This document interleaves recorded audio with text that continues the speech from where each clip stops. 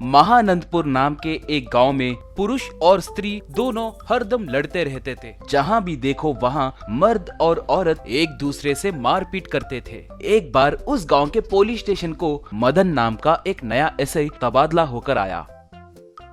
वो ड्यूटी पे चढ़ते ही एक पहलवान बदन पे जख्मों के साथ वहां पर आया।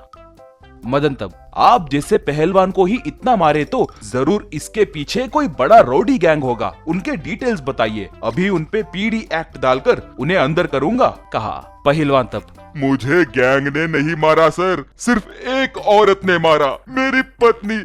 तुरंत हस्बैंड वायलेंस एक्ट के नीचे केस बुक कीजिए सर, कहा। ये सुनकर मदन दंग हो गया। क्या तुम्हारी पत्नी ने तुम्हें इतनी बुरी तरह से मारा? जरूर तुम पे बहुत गुस्से में होगी, इसलिए ऐसे मारा। वैसे ये हस्बैंड वायलेंस एक्ट जैसा कोई एक्ट नहीं है। मेरा टाइम वेस्ट करे बिना यहाँ से चले जाओ, कहा। बाद में एक महिला मदन के पास आई।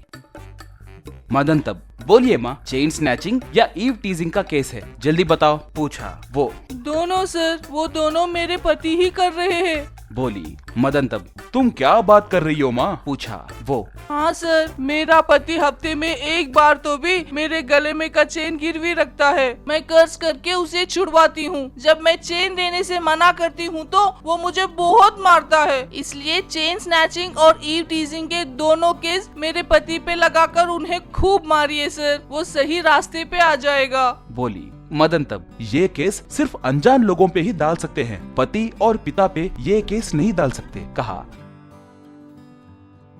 ऐसे रात तक पति पत्नी, भाई बहन, ससुर बहू, सास दामाद, दोस्त, ऐसे हर रिश्ते के पुरुष और महिलाएं आकर मदन को कंप्लेंट देने लगे। मदन का सर दर्द होने लगा। वो कांस्टेबल चामुंडेश्वर से, ये सब क्या है चामुंडेश्वर? सुबह से लेडीज और जेंट्स के छोटे मोटे केसेस के अलावा दूसरा कोई केस नहीं आया। वैसे इस गांव में क्या चल रहा है, कहकर पूछा चामुंडेश्वर। सर, यही इस गांव की खासियत है सर। यहाँ की हवा निराली है। यहाँ चोरी नहीं होती, मर्डर, लूट नहीं होते, कब्जा और घोटाले तो बिल्कुल नहीं होते। मगर यहाँ पर पुरुष और महिलाओं के बीच में झगड़े होते हैं। उनके बीच में हरी घास डाले तो जल जाएगी सर। आज एक दिन ही नहीं, आप जितने दिन सर्विस में रहेंगे उतने दिन ऐसे केसेस आते रहेंगे। आप इन केसेस पे एफआईआर नहीं लिख सकते और उनके बीच में पंचायत भी नहीं रख सकते। जैसे अभिमन्यु पद्मव्यूह में फंस गया था, ठीक वैसे ही आप इस गांव में फंस गए हैं। आपसे पहले इस गांव में काम करने वाले सारे एसआई मेंटल हॉस्पिटल में शॉक ट्रीटमेंट ले रहे हैं सर, कहा। मदन तब, बाप रे, मैं शहर में मेरे पत्नी के झगड़े से तंग होकर इस गांव को तबादला करवा कर आया भाई। महानंदपुर नाम सुनकर यहाँ शांति से जी सकते हैं कहकर सोचा, अब मैं शहर नहीं जा सकता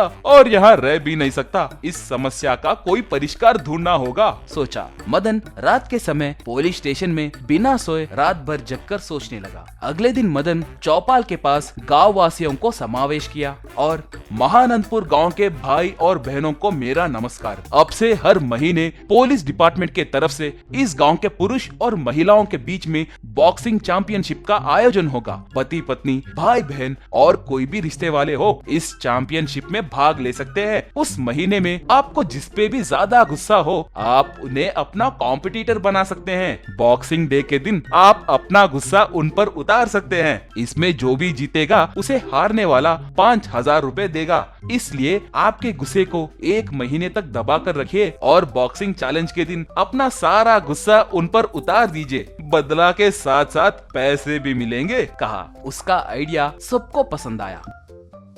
2 दिनों के बाद मदन उस गांव के पुरुष और महिलाओं के बीच में बॉक्सिंग कंपटीशन रखा। महिलाएं बॉक्सिंग ग्लव्स पहनकर खड़े हो गए। उनके सामने पुरुष भी बॉक्सिंग ग्लव्स पहनकर खड़े हो गए। पुरुष और स्त्री के बीच में बॉक्सिंग शुरू हुआ। वो एक दूसरे को जी भर के मारने लगे।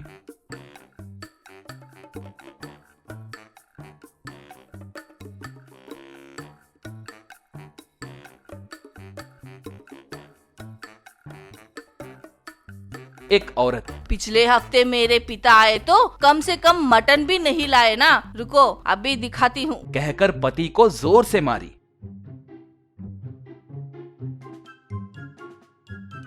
एक बूढ़ा। क्यों बहू, मेरे बेटे को मेरे बारे में ही शिकायत करोगी क्या? वो मुझे बीड़ी के पैसे भी नहीं दे रहा है। आज मैं अपना गुस्सा उतार कर ही रहूंगा। कहकर बहू को मारने लगा। ऐसे वो लोग बहुत देर तक बॉक्सिंग किए।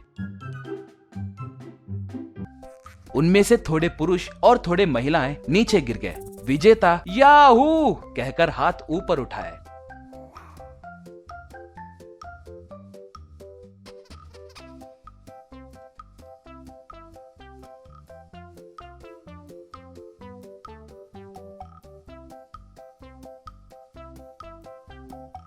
ऐसे मदन पुरुष और महिलाओं के बीच में बॉक्सिंग चैलेंज का आयोजन करने लगा।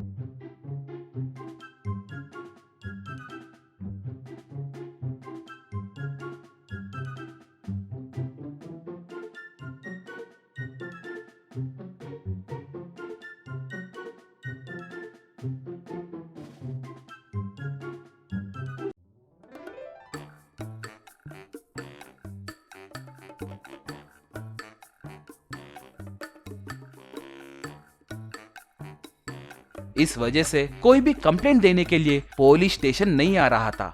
चामुंडेश्वर मदन की समझदारी की प्रशंसा करने लगा।